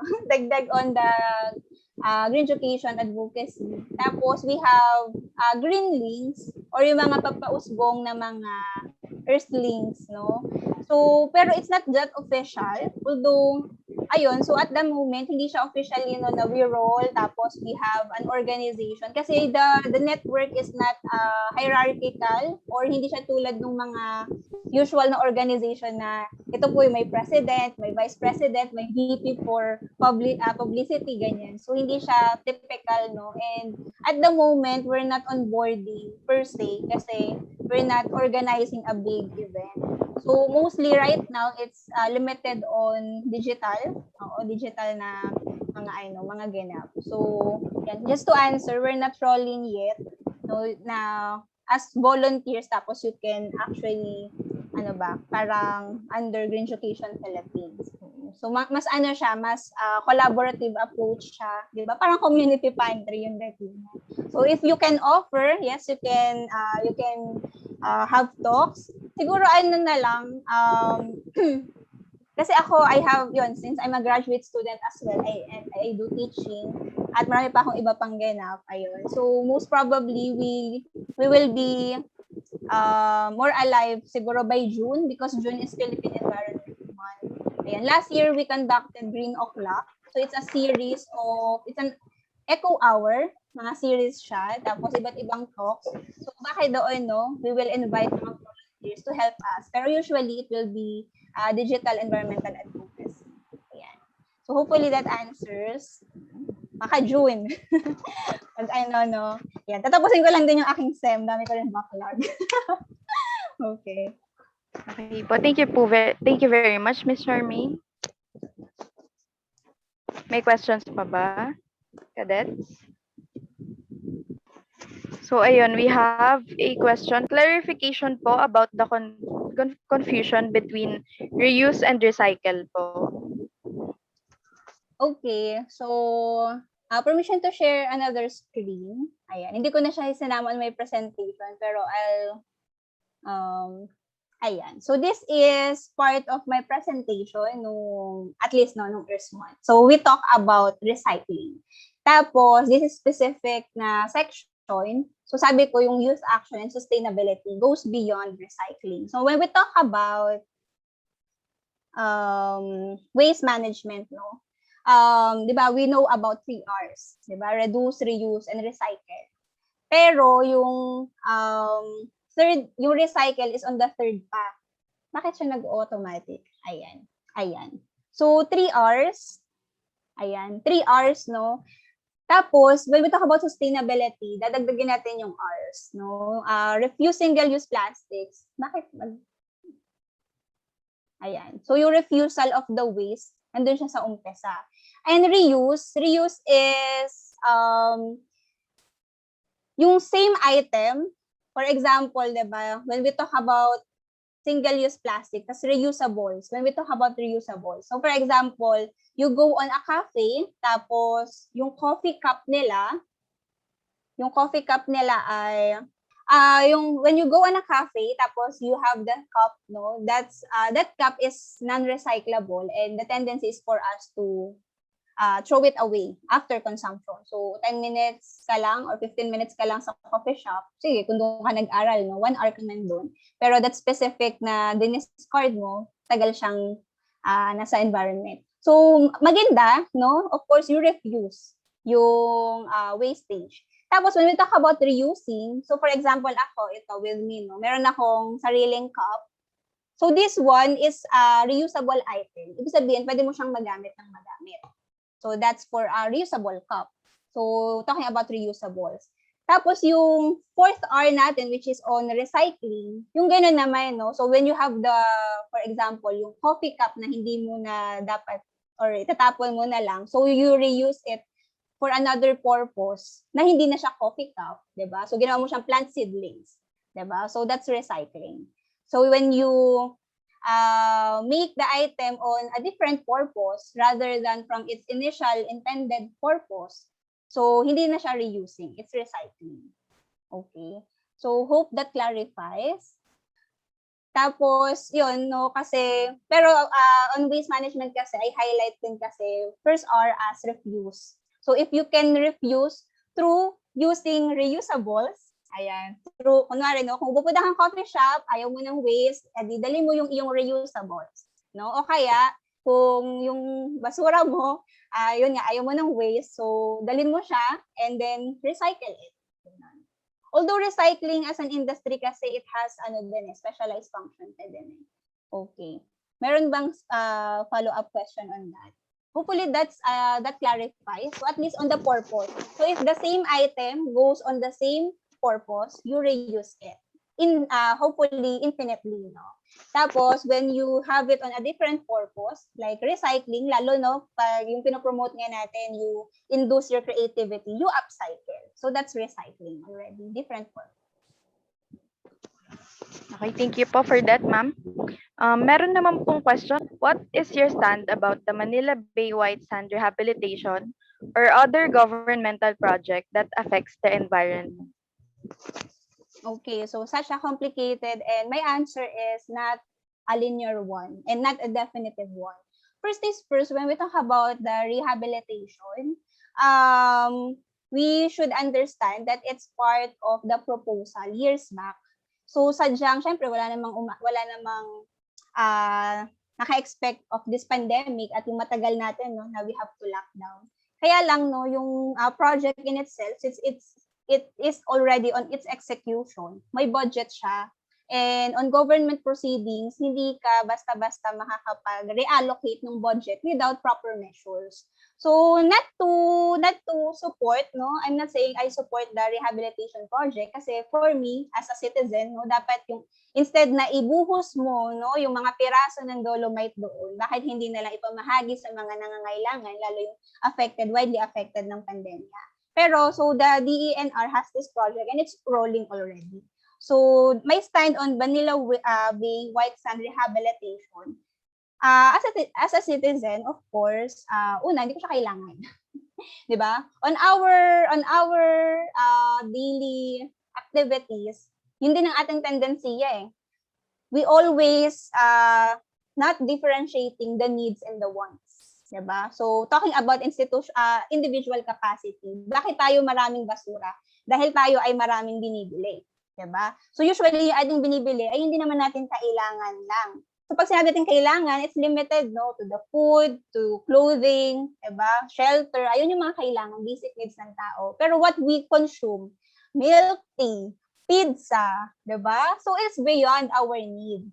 Not really on the greed side anyway, pero we tend not to differentiate the needs versus wants. When we talk about rehabilitation, we need, yes, of course, to rehabilitate our environment. And it goes on different aspects. Diba, nabanggit ko on plastic pollution. So, dapat, no, nililinis natin yung ating kapaligiran. So, Manila Bay has that blueprint na actually meron ding ongoing projects na doon, no, it's a year-long planning. Pero the white sand in itself, tapos you brand it as pang ano daw, no, pang pa-revive daw ng mental health. Siguro yung ganong packaging, I don't subscribe to that. Pero DENR in itself, no, kasi DENR has this different mechanisms. Siguro I'll just limit on the Bureau, Environmental Management Bureau. They are issuing yung tinatawag nating ECC, Environmental Compliance Certificate. So, in any venture, kahit ikaw ay magtatayo ng bahay or ng, ano ba, basta maliit na venture, from that small point to yung mga malalaki, say, magpapagawa ka ng mall, magpapagawa ka ng such establishment, you have to secure that ECC, Environmental Compliance Certificate. Kaya kami, no, we engage DENR kasi maraming mga projects, government projects as well, no, na nakakaapekto sa environment, and they have issued this ECC, no, kaya mahalaga na paulit-ulit. Ako kasi not really antagonistic on the government, but I want everyone to be on board doon sa environmental advocacy, and DENR being the main agency that should lead the way, 'di ba? So dapat sila mismo they can see the impacts of this specific project. So ako, I go to, actually kasama ang Greenducation Philippines doon sa parang start, tawag sa ganun, yung launching ng Manila Bay rehabilitation. So, we support the government on this plan, of course, to revive yung ating Manila Bay. But to me, as a citizen, and to package that, that rehabilitation, that yung pagbubuhos na ng dolomite, specifically when you are on this public health emergency. So, I don't subscribe to such idea. Okay. Pero kung sabi natin pahinto na po ba natin, ayan. So medyo masalimuot ang struggle for that because Manila Bay rehabilitation has a huge blueprint, and yung pagbubuhos ng dolomite on such specific ay isa lamang doon sa aspect na yon. So I hope if you ask me about my stand, so at least Greenducation Philippines works hand in hand with DENR. Although as a citizen, specifically when we have an urgent, more important na crisis, public health and climate crisis at our very front. So we have to scrutinize what rehabilitation really means. So yun yung aking stand, specifically on that project and in general, when we talk about government project that affects the environment. Thank you po. Thank you very much, Miss. For our last question naman po, what advice can you give po to small business owners with regards to caring for the environment? Since nauso ang Shopee and Lazada, nakapackage po sa plastic bags, mas dumami na naman ang plastic waste. May other alternatives pa po ba para maiwasan ang ganitong scenario? All right. Thank you for that question. I'll share with you. Lagi rin tinatanong sa akin pag pinag-usapan yung zero waste. So, di ba yung plastic waste? So, ako, on my part, kasi I have to move, I have to relocate. So, of course, I ordered online for convenience sake and for less transmission of the, of course, the current, yung ating problema sa health. Tapos, yung namili ako, so it's always, kita ba? Ay, di kita, ayan. Anyway, di yata kita. Lahat ng item, nakabubble wrap. Ayan, so sana nagpo-focus. So, di ba, nakakainis. Ayan. Pero it's part of the SOP. Ngayon, talking about alternatives. Are there alternatives around? Yes, like this one. Can you see this? Ayan. So, it's a bamboo base. It's a, actually, kita nyo siya sa bamboo company. Medyo ano pa siya, on the process pa siya of mainstreaming. Pero it's an alternative to bubble wrap. So, for example, you have items like, well, plastic toothbrush, kunwari. Pero ngayon, meron na ring bamboo toothbrush. Meaning to say, kung meron bang alternatives, there is always, there is always a more mas eco-friendly na alternative. Okay, so what advice can I give to small business owner with regards to caring for the environment? Ako, kung maraming time, actually, gusto ko mag-come up with a zero waste store. So, search nyo online kung ano yung mga examples ng zero waste store. Actually, may isang sangguniang kabataan that launched zero waste community pantry. So, doon, they support yung #refill revolution. So, ibig sabihin, kunwari meron kang lalagyan, for example, lotion, di ba? Tapos, i-refill mo na lang doon. Most small and micro, SMSE. Mali. Basta yun. Yung mga micro, small, and medium enterprises abound. Usually, nasa Shopee and Lazada rin sila.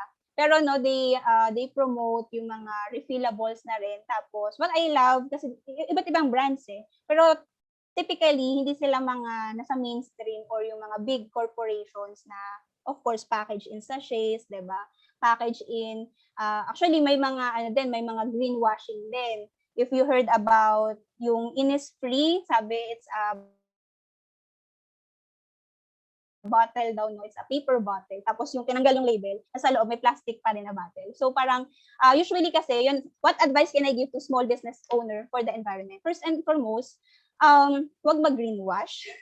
No? So let's be true of our product. Parang kasi, gusto natin siyang mabili, tapos sasabihin natin na, this is eco-friendly product, diba? So, it's a greenwashing. Greenwashing is a crime. Char, diyan. Pero wag mag-greenwash.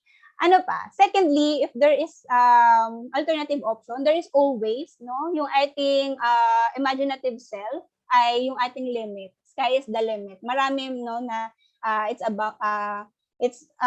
maraming options. Kaya lang the question is, marami ba tayong magiging support for that? So yung question kasi on sustainability, hindi lamang siya doon sa environmental impacts, but also meron pa siyang other pillars, yung people and yung prosperity part. So syempre, as for a business to thrive, hindi lamang siya dapat ecologically sound, it must also be economically sound, di ba?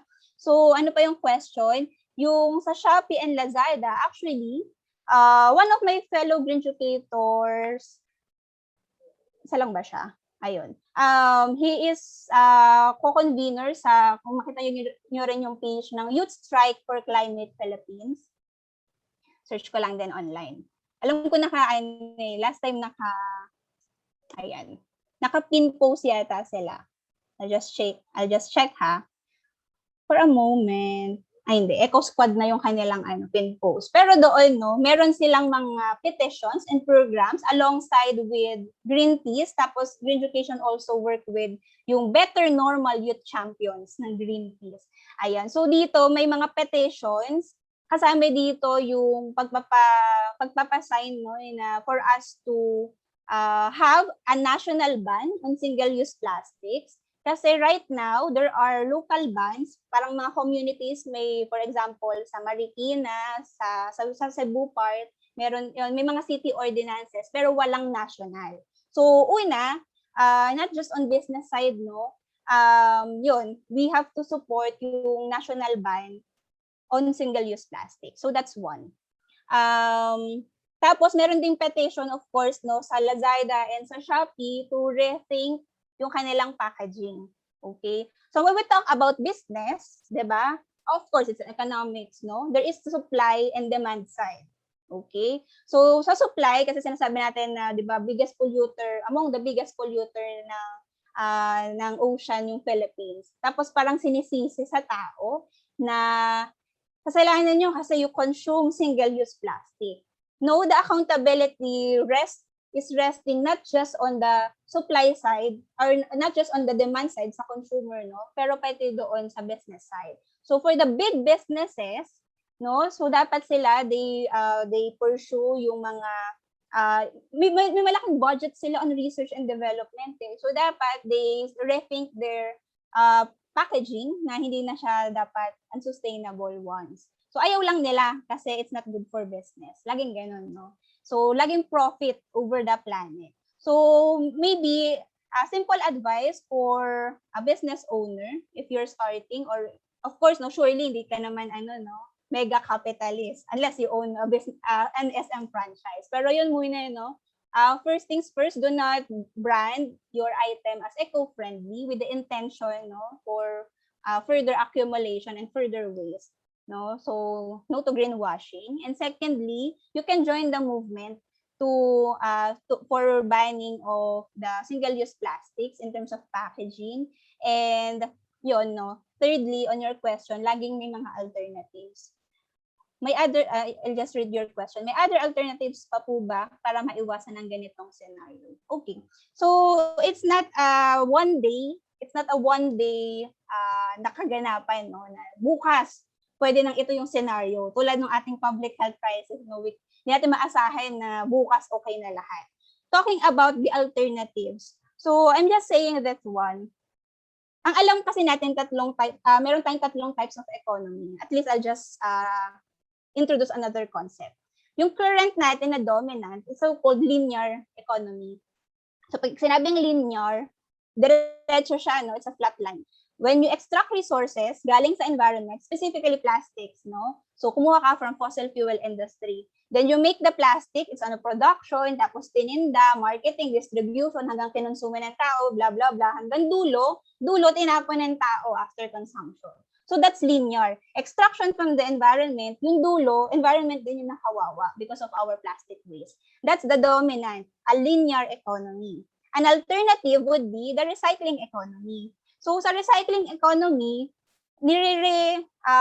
pinuput on the cycle ulit, kaya siya recycle, binabalik sa siklo yung mga dating nagamit na item. So on the recycling economy, medyo kumukonti yung basura. Although when we talk about waste management, the recycling economy, ang kanyang output, no, 7% lamang ng global na waste yung kanyang na-recycle actually. So it's not that really viable, but it's a good step, no, towards limiting yung ating waste. So ano yung third option? And this is the reality that we want. Yung tinatawag na circular economy. So the intention is wala na sanang basura na wala nang tatawaging basura kasi lahat, no, ay kaya na natin muling ibalik sa siklo. So just to give you a point, para for easier assessment, ayan. Yung zero waste is a lifestyle, could be in individual capacity, pero we want it to be institutionalized as well. So it's a philosophy encouraging the redesign of resources. So I just have this figure recreated by fellow Greenducator Janica. So this is the linear economy I was talking about. And the recycling economy, which produces lesser waste, at least, no? Although the output right now is 7% lang ang na-recycle. So ito, no, at least in visualization, yung layunin at tunguhin ng circular economy. The goal is for no trash to be sent to landfills or incinerators or oceans. So if you ask me, lagi, no, yung tanong na meron bang alternative? Laging meron. And that reality, that alternative, no, is ours, yung ating generation. It's for us to redesign, to rethink, and sana, no, we concretely act on it. So hopefully that answers your question. Another question was raised in which says, what is your opinion about lifting the 9-year ban on mining projects? Ms. Charmaine Lizada answered, mining ban is not a good welcome. Especially our present rate of extraction of the Philippine natural resources is very alarming. We need less extractive activities and, instead, should pursue nature-based solutions. Thank you, Ms. Charmaine, for your enthusiastic replies from the questions of our cadets. And now, to award the certificate, May we call on this year's CMOU platoon leader, Cadet Private Iscali R. Benitez. Good morning, Ms. Charmaine. The Pamantasan ng Luzon ng Maynila Raha ROTC unit would like to give this certificate of appreciation as a sign of gratitude. This certificate is presented to Ms. Charmaine Z. Lazada for imparting her valuable knowledge and inspiration to the participants of the PLM CMOU Elements first webinar series entitled Go, Grow, Glow in celebration of the International Mother Earth Day, given this 25th of April 2021. Signed by Platoon Leader Cadet Private Iscaliar Benitez, Cadet Officer Lieutenant Colonel Dennis Magalion Jr., and the CMOU Commander Sergeant Arvin P. Dizon will serve Philippine Army. Once again, thank you, Ms. Charmaine, for the valuable knowledge. Thank you very much. Again, thank you so much, Ms. Charmaine. And finally, for the highlight of this webinar, we proudly present to you the Go, Grow, and Glow project.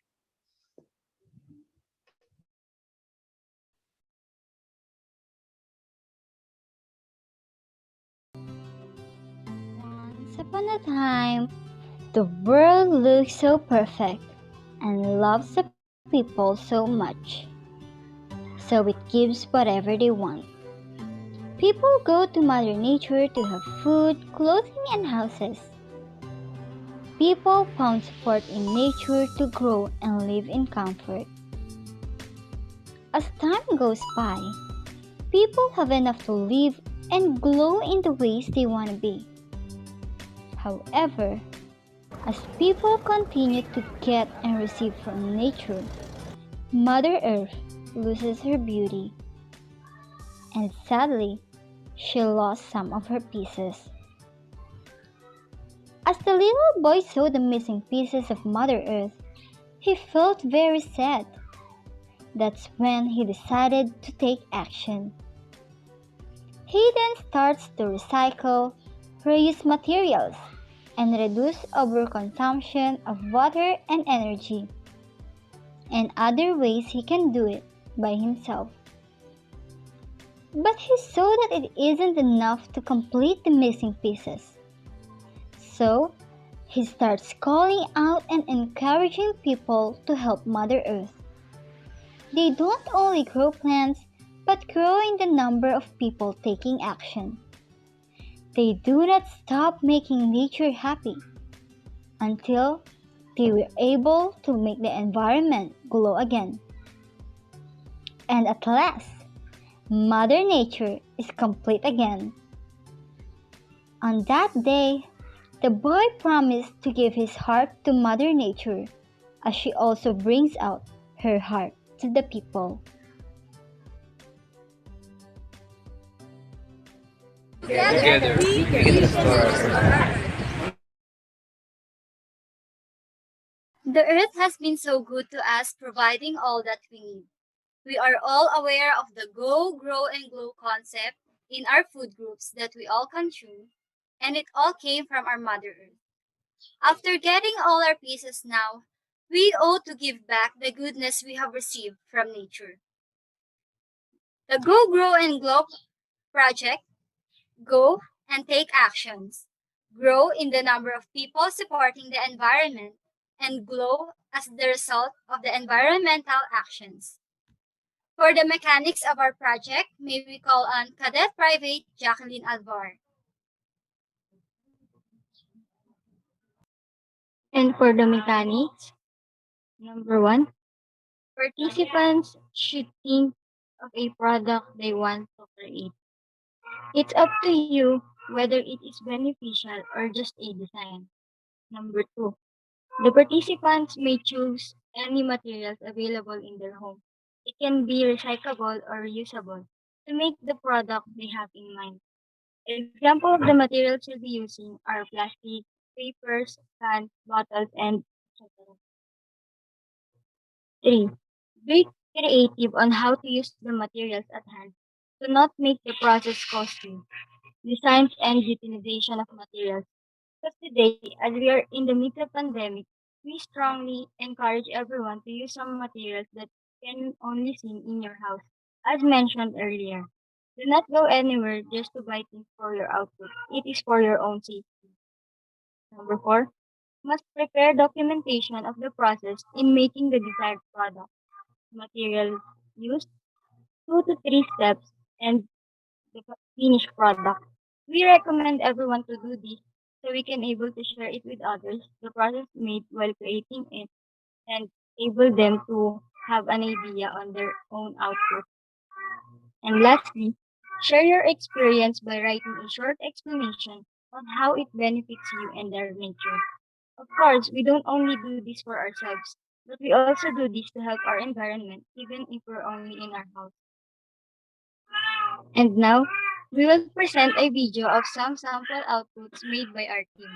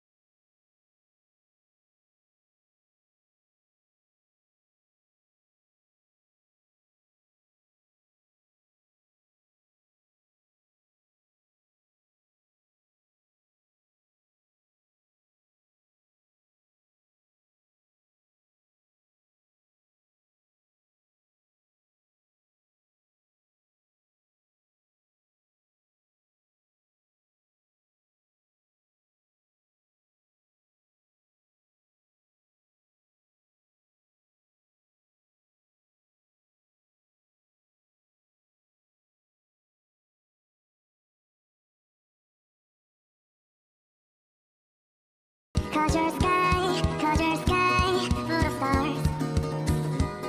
I wanna die in your arms, yeah. Cause you can light up the more it gets dark. I'm gonna give you my heart, yeah.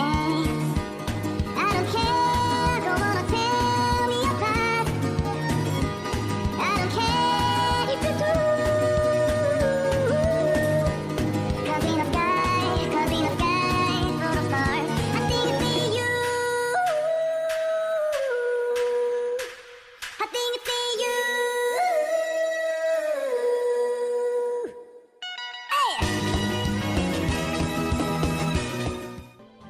Save Earth to save life.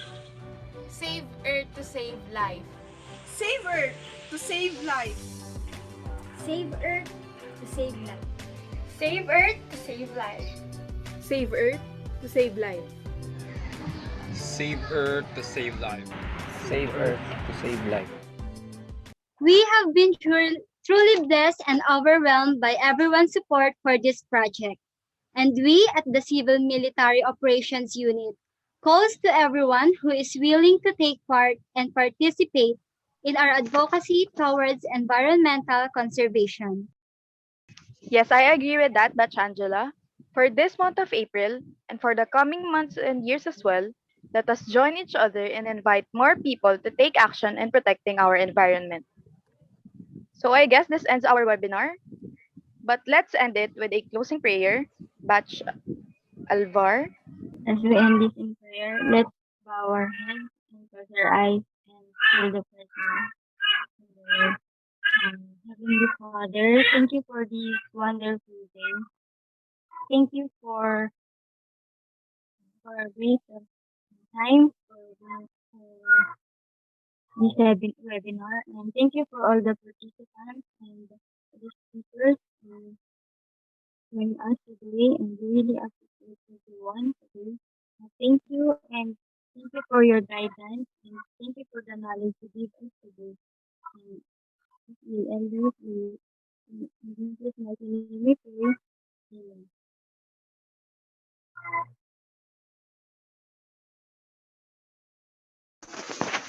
So before we formally end our webinar, we would like to request everyone to turn on their cameras.